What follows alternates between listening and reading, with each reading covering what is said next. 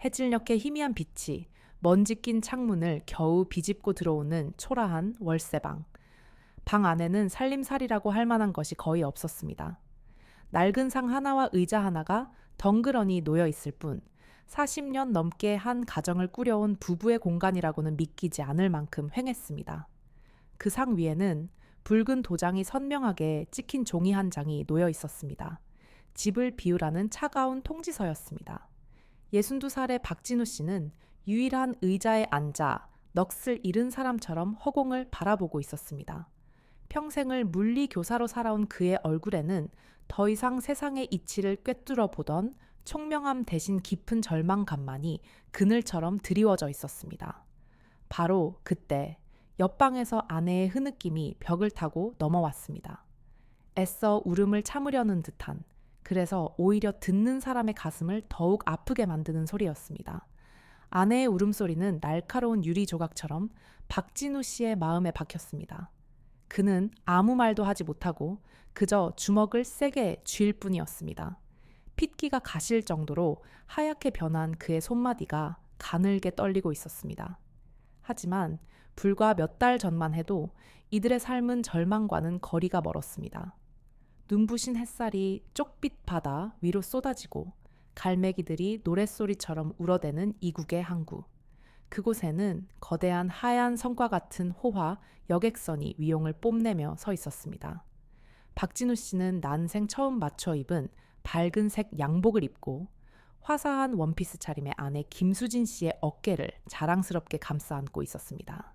두 사람의 얼굴에는 행복한 웃음이 가득했고 그 모습은 실제 나이보다 10살은 젊어 보였습니다. 평생을 교단에서 아이들을 가르치고 아끼고 절약하며 살아온 것에 대한 보상을 마침내 받는 듯 했습니다. 그들은 40년이라는 긴 세월 동안 단 한 번도 가져보지 못했던 온전한 둘만의 시간을 받아 위에서 보내고 있었습니다. 모든 것이 꿈만 같았고 앞으로의 노후 또한 이 여행처럼 평온하고 행복할 것이라고 굳게 믿었습니다. 천국 같았던 열나흘. 그 짧은 시간이 40년 넘게 정직하게 쌓아 올린 인생을 송두리째 잿더미로 만들 줄은 꿈에도 몰랐습니다. 박진우 씨는 평생의 꿈을 이룬다고 생각했지만 실은 악마와의 계약서에 도장을 찍은 것이나 다름없었습니다.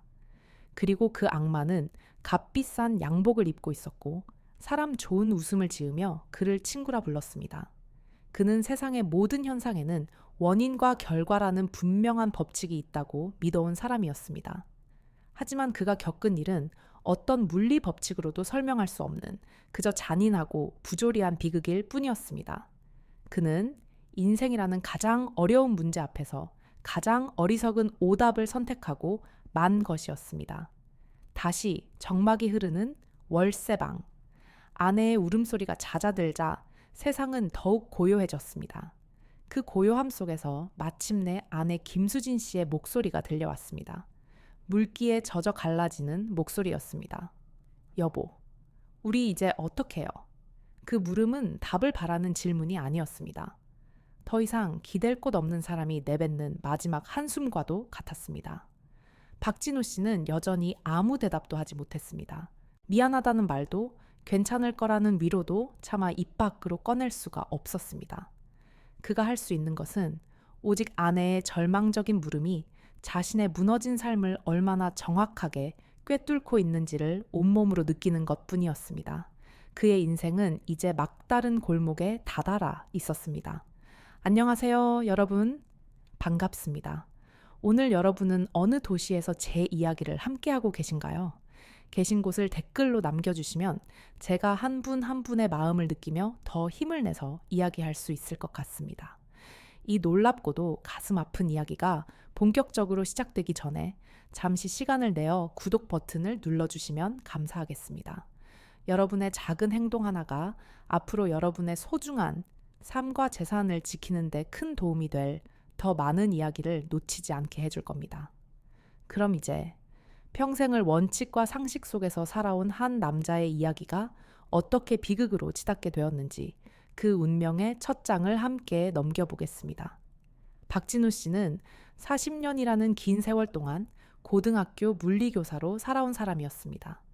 그의 세상은 모든 것이 명확한 원리와 법칙에 따라 움직이는 곳이었습니다. 힘이 있으면 반작용이 있고 모든 결과에는 반드시 원인이 따른다고 굳게 믿었죠. 그는 학생들에게 세상의 이치를 가르쳤고 자기 자신 또한 그 이치에 어긋나지 않는 삶을 살기 위해 평생을 노력했습니다. 매일 아침 정해진 시간에 일어나고 꼼꼼하게 수업을 준비하고 월급의 절반 이상을 꼬박꼬박 저축했습니다. 그렇게 40년을 살아온 그에게 퇴직금 2억 원은 단순한 돈이 아니었습니다. 그것은 그의 성실함과 절제가 하루하루 쌓아 올려 만든 견고한 성벽과도 같았고 누구도 무너뜨릴 수 없는 든든한 요새라고 생각했습니다.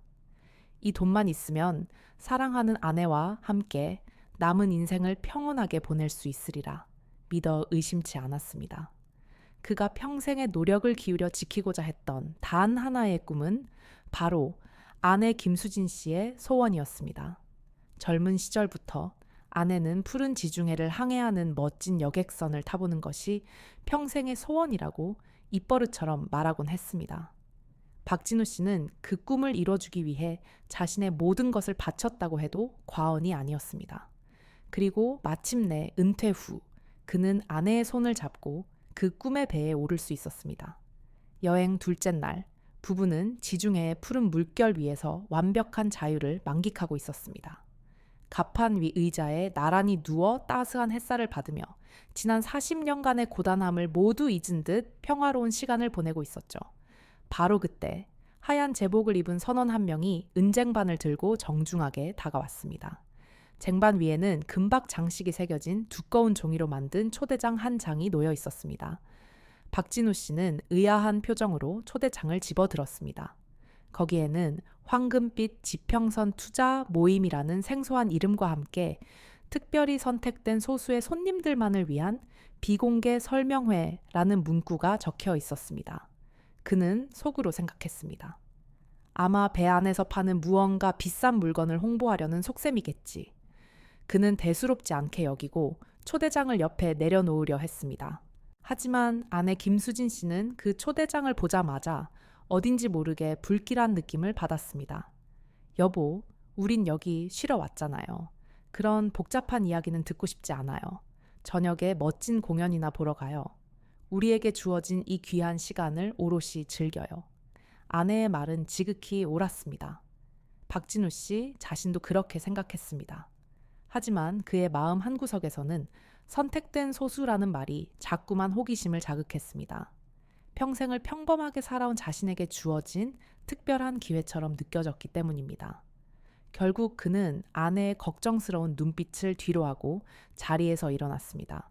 그는 아내를 안심시키며 말했습니다. 그냥 어떤 이야기를 하는지 구경만 하고 금방 올게. 15분이면 충분할 거야. 그는 그 말이 아내에게 하는 마지막 약속이 될 줄은, 그리고 그 15분이 자신의 남은 인생 전체를 뒤바꿀 결정적인 시간이 될 줄은 전혀 알지 못했습니다. 그는 설명회가 열리는 연호의 장을 향해 걸어갔습니다. 묵직한 참나무로 만들어진 문고리를 잡는 순간 그는 아주 잠깐 망설였습니다. 하지만 이내 문을 열고 안으로 들어섰습니다. 그 문을 여는 순간 그의 인생을 단단하게 지탱해온 세상의 모든 물리 법칙에 보이지 않는 균열이 가기 시작했다는 사실을 그는 까맣게 모르고 있었습니다. 박진우 씨가 들어선 연회장은 생각보다 크지 않았습니다. 은은한 조명 아래 12어 쌍남짓의 사람들이 고급스러운 의자에 앉아 조용히 담소를 나누고 있었습니다.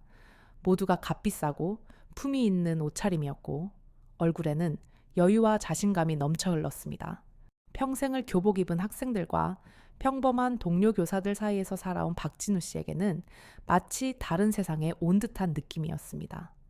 잠시 후 단상 위로 중후한 멋이 흐르는 한 남자가 올라섰습니다. 자신을 최 회장이라고 소개한 그는 사람 좋은 미소를 지으며 연설을 시작했습니다. 그런데 그의 이야기는 박진우 씨의 예상과는 전혀 달랐습니다. 그는 돈을 벌게 해주겠다는 식의 흔한 말을 하지 않았습니다.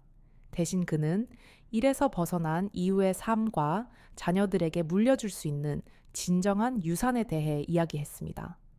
그의 목소리는 차분했지만 듣는 사람의 마음을 끄는 묘한 힘이 있었습니다. 최 회장이 제안한 사업은 듣기만 해도 황홀했습니다. 세계적인 부호들에게만 빌려주는 최고급 작은 배들을 여러 척 사들여 그 배들을 공동으로 소유하고 운영 수익을 나눠 갖는다는 것이었습니다.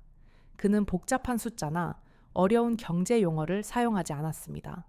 대신 그는 푸른 바다 위를 미끄러지듯 나아가는 하얀 배의 그림을 보여주며 그 배가 어떻게 돈을 벌어다 주는지, 그리고 그 돈이 어떻게 투자자들의 삶을 더욱 풍요롭게 만드는지를 감성적으로 설명했습니다. 그의 말은 마치 한 편의 아름다운 시처럼 들렸고 연회장에 모인 사람들은 모두 넋을 잃고 그의 이야기에 빠져들었습니다. 박진우 씨 또한 마찬가지였습니다. 그는 자신도 모르게 고개를 끄덕이며 그의 말 한마디 한마디에 집중하고 있었습니다. 설명회가 잠시 멈추고 다과를 즐기는 시간이 되자 몇몇 사람들이 박진우 씨 부부에게 다가와 자연스럽게 말을 걸었습니다. 그들은 자신들이 이미 이 사업에 돈을 넣어 큰 이익을 보고 있다고 자랑하듯 이야기한댔습니다. 한 노신사는 웃으며 말했습니다. 우리 부부는 벌써 3년째 이렇게 배를 타고 세계를 여행하고 있다오. 모두 여기서 나오는 돈으로 하는 거지. 아들 사업 자금도 여기서 나온 돈으로 보태줬다니까. 또 다른 부인은 옆에서 거들었습니다. 처음에는 저희도 망설였어요. 하지만 지금 생각하면 그때 돈을 넣기로 한 것이 제 인생 최고의 결정이었답니다. 그들은 결코 박진우 씨에게 돈을 넣으라고 강요하지 않았습니다. 오히려 자신들의 성공적인 경험을 나누는 것에 기쁨을 느끼는 것처럼 보였습니다. 바로 그런 점이 박진우 씨의 경계심을 허물어뜨렸습니다. 그날 밤 객실로 돌아온 박진우 씨는 잠을 이룰 수가 없었습니다.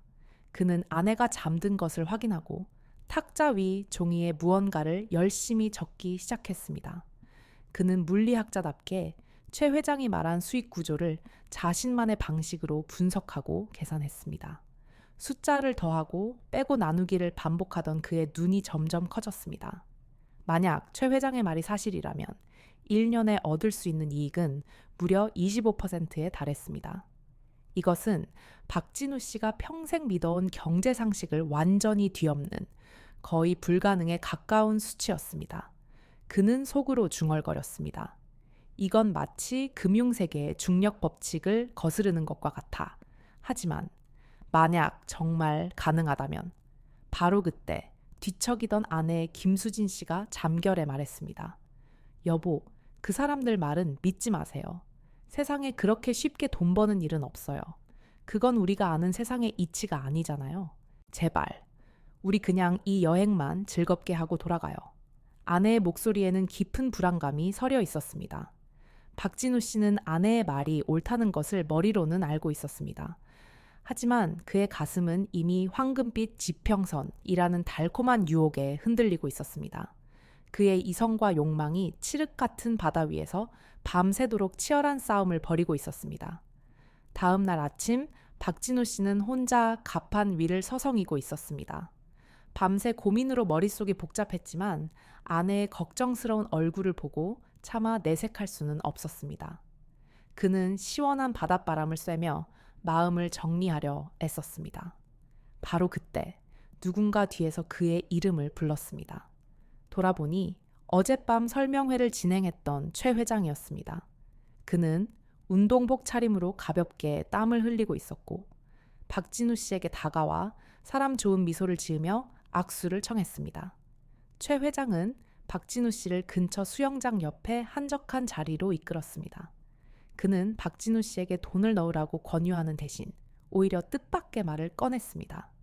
박 선생님, 어젯밤 뵙고 느낀 것이 있습니다. 선생님께서는 참으로 신중하고 지적인 분이시더군요. 사실 저희 모임은 아무나 함께 할 수 있는 곳이 아닙니다. 어쩌면 선생님처럼 평생을 원칙을 지키며 살아오신 분께는 저희의 방식이 맞지 않을 수도 있습니다. 그러니 너무 부담 갖지 마십시오. 그의 말은 박진우 씨의 허를 찌르는 것이었습니다. 그것은 단순한 거절이 아니라 박진우 씨의 자존심을 교묘하게 건드리는 고도의 심리전이었습니다. 평생을 지적인 사람으로 살아온 박진우 씨에게 당신은 이 모임에 어울리지 않는다는 말은 마치 능력이 부족하여 특별한 기회를 놓치는 사람이라는 뜻으로 들렸습니다. 그날 오후 박진우 씨는 결국 돌이킬 수 없는 결정을 내리고 말았습니다. 그는 아내 몰래 자신의 퇴직금 중 일부인 5천만 원을 최 회장에 알려준 계좌로 보냈습니다. 그는 이것이 위험한 도박이 아니라 철저하게 통제된 과학 실험이라고 스스로를 속였습니다. 전체 재산의 일부만을 투자하여 그 수익성을 먼저 확인해 본 뒤 안전하다고 판단되면 그때 아내에게 모든 것을 설명하고 더 큰 돈을 넣어도 늦지 않을 것이라고 합리화했습니다. 그는 망망대해 위에서 누구의 간섭도 받지 않는 자신만의 공간에서 휴대전화 버튼 몇 개를 누르는 것만으로 평생 모은 돈의 일부를 낯선 사람에게 넘겨주었습니다. 그 순간 그는 오히려 마음이 편안해지는 것을 느꼈습니다. 이제 주사위는 던져졌고 자신은 결과만 지켜보면 된다고 생각했습니다. 꿈만 같았던 여행이 끝나고 일상으로 돌아온 지 한 달, 그리고 또 한 달이 지났습니다. 하지만 최 회장에게서는 아무런 소식이 없었습니다. 약속했던 배당금은 들어오지 않았고 그가 알려준 연락처는 계속해서 전원이 꺼져 있다는 안내만 나올 뿐이었습니다. 그제야 박진우 씨는 자신이 속았다는 것을 깨달았습니다. 온몸의 피가 차갑게 식는 듯한 공포가 그를 덮쳤습니다. 하지만 그는 이 사실을 가족에게, 특히 아내에게 털어놓을 용기가 없었습니다. 그는 자신의 어리석은 판단이 불러온 끔찍한 결과를 혼자서 감당해야 했습니다.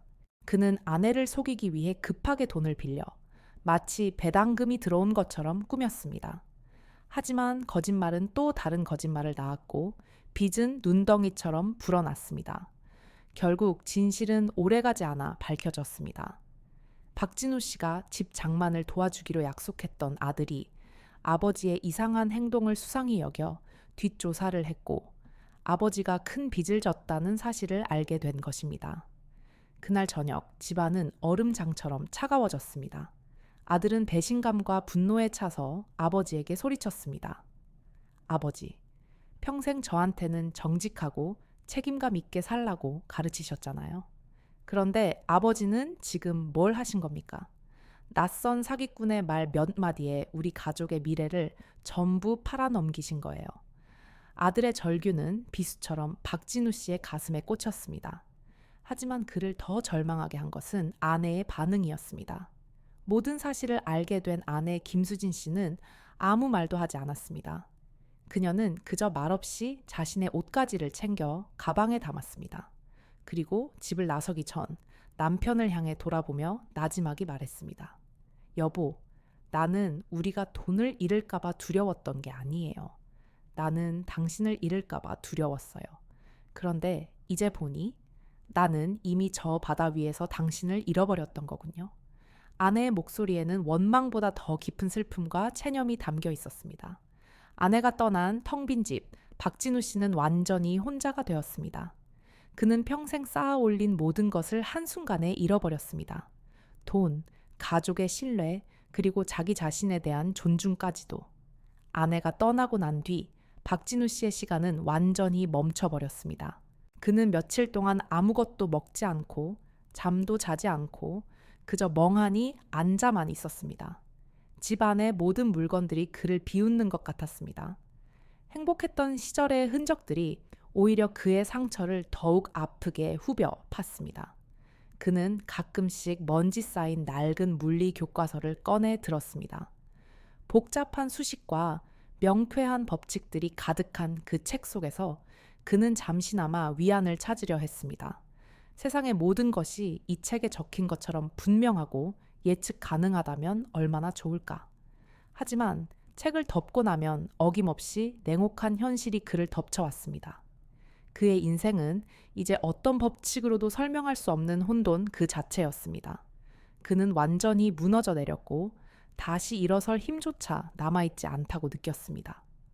그러던 어느 날 그는 아내가 미처 가져가지 못한 짐들을 정리하기 시작했습니다. 옷가지 몇 개와 낡은 송어울, 그리고 빛바랜 사진 몇 장. 그는 무심코 아내가 늘 머리맡에 두고 보던 작은 수첩을 집어들었습니다. 평범한 가게 부인 줄 알았는데 그것은 아내의 속마음이 담긴 일기장이었습니다. 그는 떨리는 손으로 마지막 장을 펼쳤습니다. 거기에는 자신과 크게 다투고 아내가 집을 떠나던 바로 그날의 날짜가 적혀 있었습니다. 그리고 그 아래에는 짧은 글이 쓰여 있었습니다. 내 남편 진우 씨는 평생을 모든 힘에는 크기가 같고 방향이 반대인 반작용의 힘이 따른다고 가르치며 살아온 사람이다. 그런데 지금 그의 반작용은 어디에 있는 걸까? 그는 왜 아무런 저항도 하지 않고 그저 무너져 내리기만 하는 걸까? 그는 포기해버린 것일까? 그 글을 읽는 순간 박진우 씨는 마치 머리를 세게 얻어맞은 듯한 충격을 받았습니다. 아내의 글은 단순한 원망이 아니었습니다. 그것은 자신에 대한 믿음과 안타까움이 담긴 절규였습니다. 그는 자신이 얼마나 어리석었는지를 깨달았습니다. 그는 사기꾼에게 속은 피해자였지만 그 이후로는 자기 자신을 파괴하는 가해자가 되어 버렸던 것입니다. 그는 아내의 말처럼 아무런 저항도 하지 않고 그저 절망이라는 거대한 힘에 속수무책으로 짓눌려 있었습니다. 그 순간 그의 마음속 깊은 곳에서 무언가 뜨거운 것이 솟구쳐 올랐습니다. 그것은 수치심과 분노, 그리고 아내에 대한 미안함이 뒤섞인 감정이었습니다. 그의 눈에서 눈물이 흘러내렸지만 그것은 더 이상 무력감의 눈물이 아니었습니다. 그것은 새로운 결심을 다지는 차갑고 단단한 의지의 눈물이었습니다. 그는 더 이상 경찰서에 가서 자신의 억울함을 하소연하는 평범한 피해자로 남지 않기로 결심을 했습니다. 경찰은 잃어버린 돈을 찾아주려 하겠지만 자신의 무너진 자존심과 가족의 신뢰까지 되찾아줄 수는 없었습니다. 그는 자신만의 방법으로 이 문제를 해결하기로 마음먹었습니다. 그는 물리학자였습니다. 평생을 복잡한 문제의 해답을 찾아온 사람이었습니다. 그는 이 사건을 하나의 거대한 물리 문제로 보기로 했습니다. 사기꾼 최 회장이라는 미지의 변수와 그의 사기 조직이라는 복잡한 시스템. 이 문제의 해답을 찾기 위해 그는 자신이 가진 모든 지식과 논리를 총동원하기로 했습니다. 그는 낡은 책상 앞에 앉아 먼지 쌓인 낡은 컴퓨터의 전원을 켰습니다.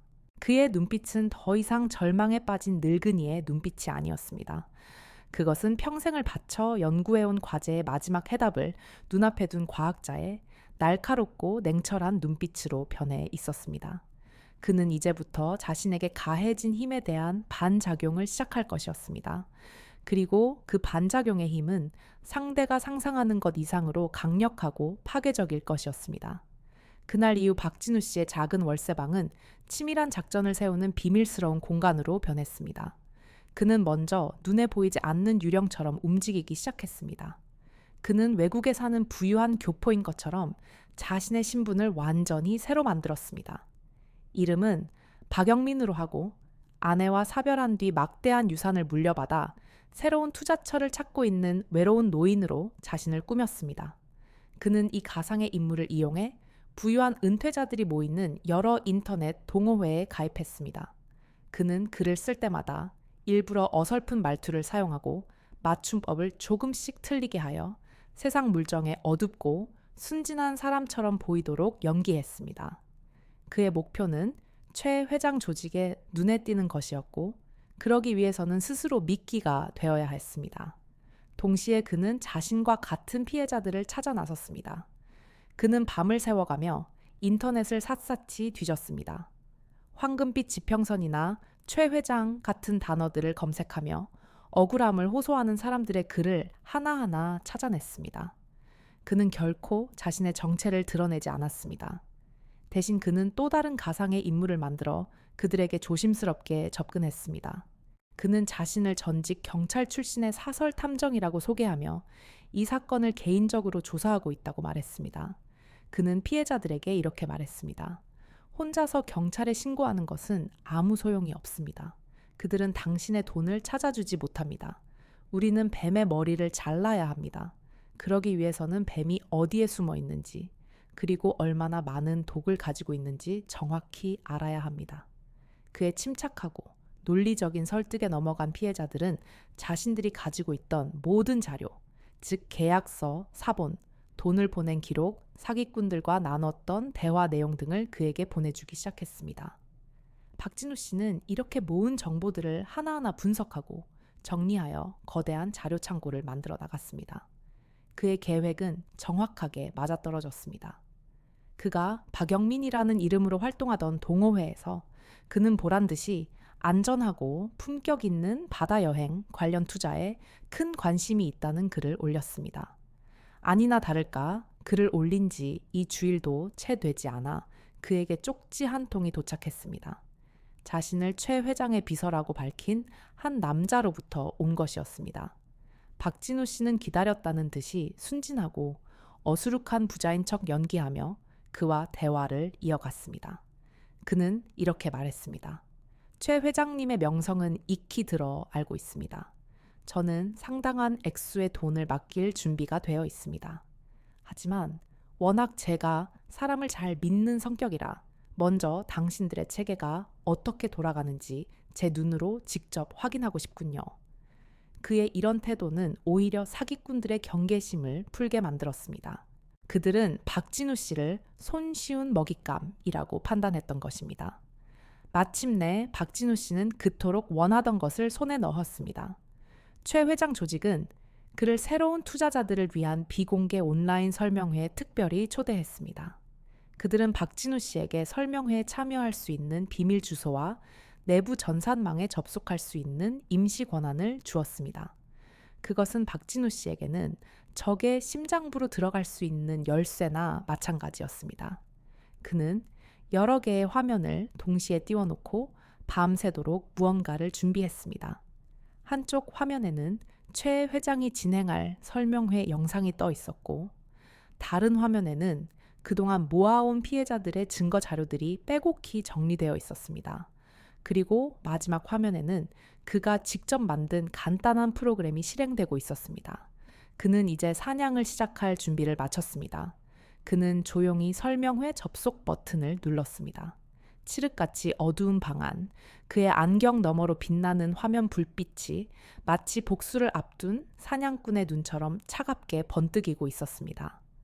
온라인 설명회가 시작되자 화면 속 최 회장은 여전히 자신감 넘치는 모습으로 나타났습니다. 그는 예의 그 부드러운 미소를 지으며 수십 명의 새로운 예비 피해자들 앞에서 달콤한 거짓말을 늘어놓기 시작했습니다. 그는 다시 한번 최고급 배와 안락한 노후에 대한 환상을 이야기하며 사람들의 마음을 사로잡고 있었습니다. 바로 그때였습니다.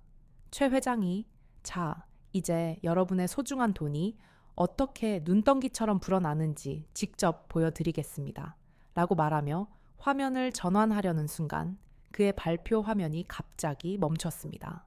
그리고 잠시 후 그 자리에 박진우 씨의 얼굴이 나타났습니다.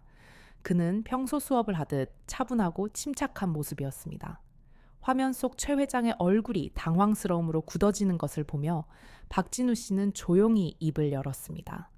안녕하십니까, 최 회장님.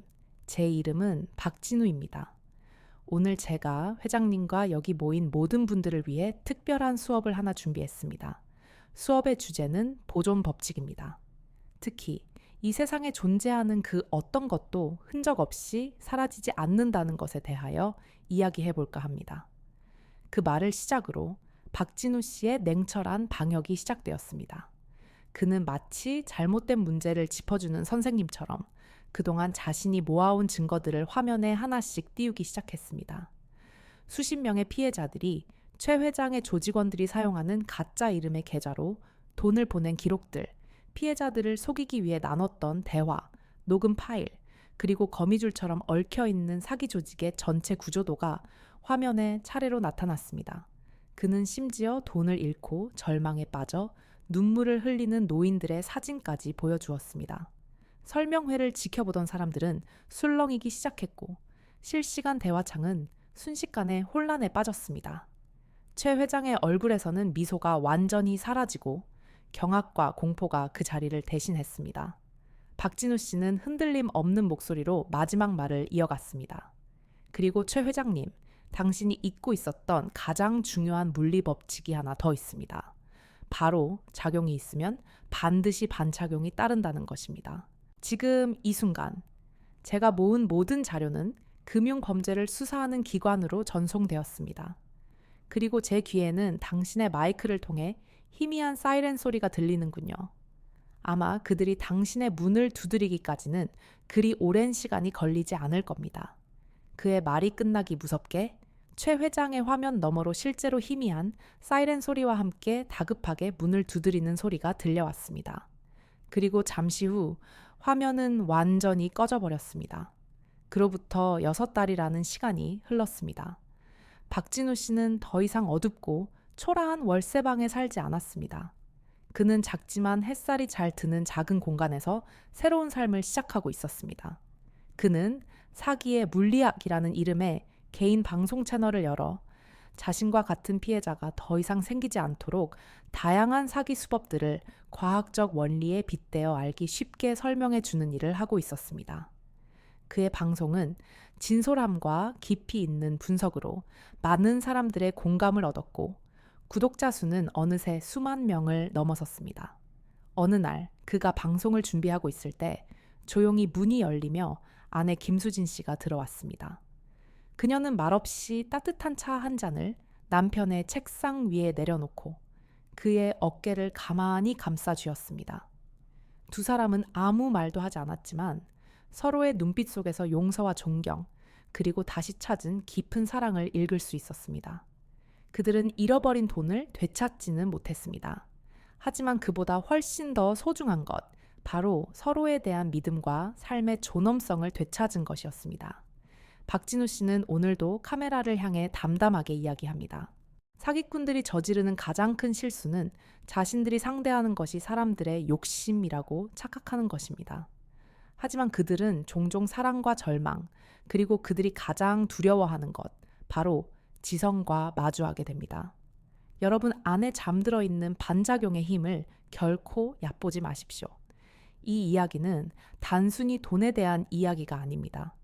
이것은 우리 모두가 가진 가장 소중한 자산, 즉 올바르게 생각하는 힘과 꺾이지 않는 의지에 대한 이야기입니다. 그 누구도 당신에게서 그것을 빼앗아 가게 내버려 두지 마십시오. 오늘 이야기가 여러분의 마음에 깊은 울림을 주었다면 채널을 구독해 주시고 좋아요를 눌러 주십시오. 여러분의 작은 응원이 더 많은 사람들이 더 강하고 현명해지는 데 큰 힘이 될 것입니다.